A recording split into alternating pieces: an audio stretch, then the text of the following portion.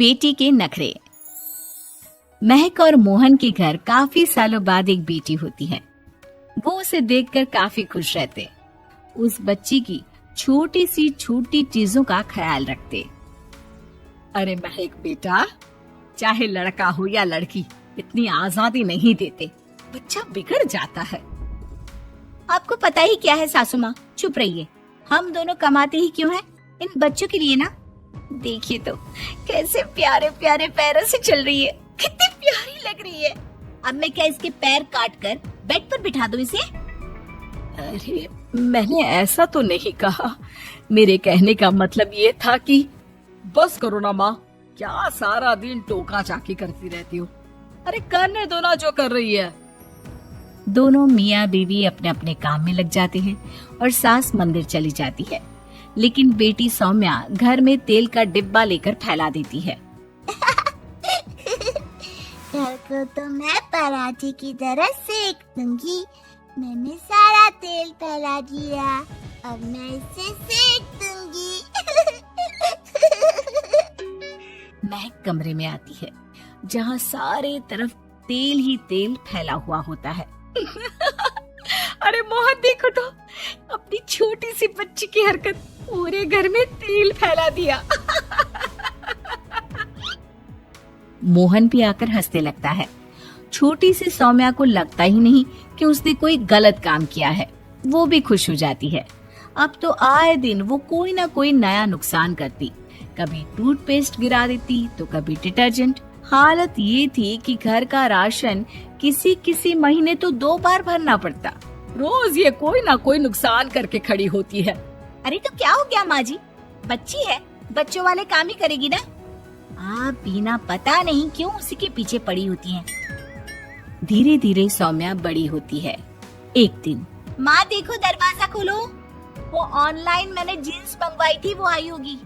3000 दे देना और पैकेट ले लेना। 3000? ऐसे कैसे जीन्स है बेटा, ये तो बहुत बड़ा अमाउंट है। माँ फालतू बात थोड़ा कम ही किया करो और जल्दी जाओ, वरना समझ लो खाना नहीं खाऊंगी मैं आज सारा दिन। सास वहीं खड़ी सब देख रही थी, लेकिन अब तो उन्होंने भी बोलना छोड़ दिया था। अब तो आए दिन सौम्या के खर्चे बढ़ते ही जा रहे थे। कभी महंगी ड्रेस तो कभी दोस्तों के साथ पार्टी। पैसे दे दो तो ठीक, ना दो तो घर में कलेश। ये सब तुम्हारे ही कारण हुआ है। देख रही हो कैसी हरकतें हो रही है इसकी। रात के 8 बज गए हैं, लेकिन महारानी जी घर पर है ही नहीं। तभी सौम्या पड़ोस के लड़के के साथ वहाँ आती है।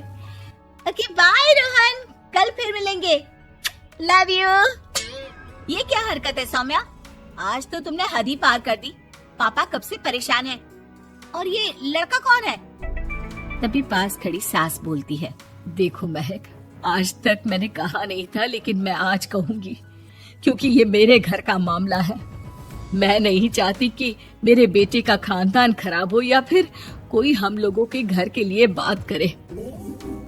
जाओ इसे ऊपर कमरे में छोड़ाओ, इससे कल बात करेंगे। मॉम देखो ना दादी क्या बोल रही है, चुप कराओ ना इनको, जैसे हमेशा करा देती हो। महक को अपनी गलती का एहसास हो रहा था। वो चुपचाप खड़ी होती है। मोहन बेटी को अच्छे से कमरे में सुलाकर माँ के पास आता है। देखो ये लड़का ठीक नहीं है, अब तुम लोग इसकी शादी करवा दो। ससुराल वाले अपने आप देख लेंगे। शादी के बाद जिम्मेदारी पड़ेगी तो सब ठीक हो जाएगा। शादी अभी तो 25 की है ये। तो क्या 50 तक बैठाओगी? नहीं नहीं, ठीक कह रही है माँ, इसके लिए जल्दी से कोई लड़का देखता हूँ। अगले रोज सौम्या खाने के टेबल पर, मैं आप लोगों को बता देती हूँ, मैं रोहन से प्यार करती हूँ और उसी से शादी करूंगी।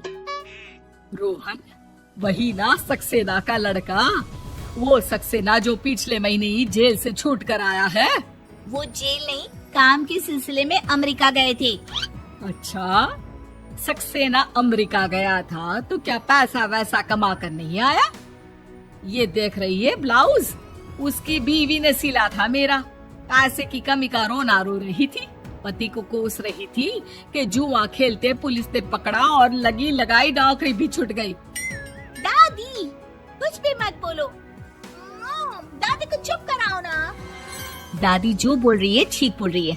तेरे पापा ने तुझे देखने के लिए लड़के वालों को कल बुलाया है, समझी? अगली रोज लड़के वाले सौम्या को देखने आते हैं और उसकी शादी मयंक से हो जाती है। शादी के बाद सौम्या मायके आती है।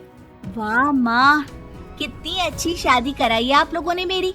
लेकिन मुझे कुछ दिन और यहाँ रहना है। अरे बेटी, ये तेरा ही तो घर है, जितनी मर्जी रह।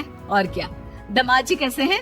अरे वो मयंक नहीं आया, कल शादी, आज तो अकेले, सब ठीक तो है ना? महक एक बार फिर सास पर चढ़ बैठती है। अब बस करिए ना माँ जी, अब तो ज्यादा ही हो रहा है। माना आपकी कुछ बातें मैंने नहीं मानी, लेकिन अब ये मेरी बेटी मायके आई है तो क्या उसका मतलब यही कि वो लड़कर आई है? हाँ पीना। सौम्या दादी की तरफ देखकर मुस्कुरा देती है, जैसे उन्हें चिढ़ा रही हो।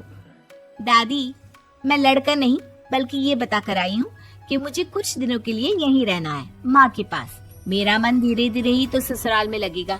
अब अगर आप बोलती है तो चली जाती हूँ मैं। अरे नहीं नहीं बेटी, ये मतलब नहीं था तेरे दादी के बोलने का।